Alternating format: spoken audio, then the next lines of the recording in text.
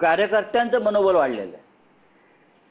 आम्ही सकारात्मक आहोत, माननीय राज ठाकरे सकारात्मक आहेत, त्यांचे त्यांचे सहकारी सकारात्मक आहेत, माननीय उद्धव ठाकरे साहेब सकारात्मक आहेत. आम्ही त्यांचे सगळे सहकारी या विषयावर अत्यंत सकारात्मक असल्यामुळे त्याचा परिणाम जमिनीवरच्या दोन्ही पक्षाच्या कार्यकर्त्यात झाला असेल तर त्याच्यामध्ये चिंतेचं कारण काय? तुम्ही स्वागत केलं पाहिजे त्याचं ना. चिंतेचे कारण नाहीये, पण कसं आहे की पहिला फोन किंवा पहिला संवाद कोण करणार हा मुद्दा आहे. कारण काल अमित ठाकरे असं म्हणाले की दोन भाऊ एकमेकांशी बोलतील.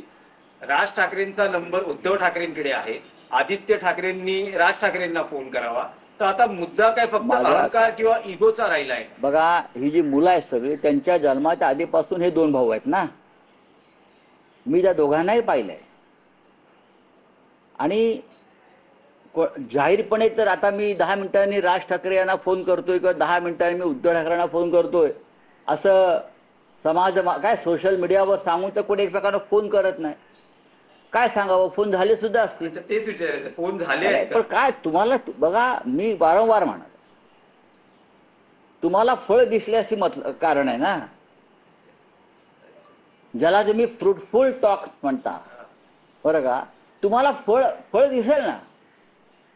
तुम्हाला फळ झाडावरती यायला आधी बी लावावं लागतं, मग पाणी घालावं लागतं, मग रोपटं वाढवावं लागतं, मग फांद्या येतात. अशा अनेक प्रक्रियातून फळ येतं.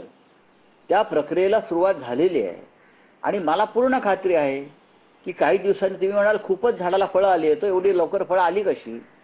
फळं येतील ना, फळं येतील. अमित ठाकरेंनी तुम्हाला शिवतीर्थ कॅफेटेरियाचंही आमंत्रण दिलं आहे की जसं पुस्तक पाठवलं जाऊ शकतं, तर मग संजय राऊत स्वतः का नाही येत युतीचा प्रस्ताव? बघा, असं आहे की अमित ठाकरे यांना मी त्यांच्या जन्मापासून पाहिलेलं, गोड मुलगा आहे. जसा आमचा आदित्य आहे तसा अमित आहे आणि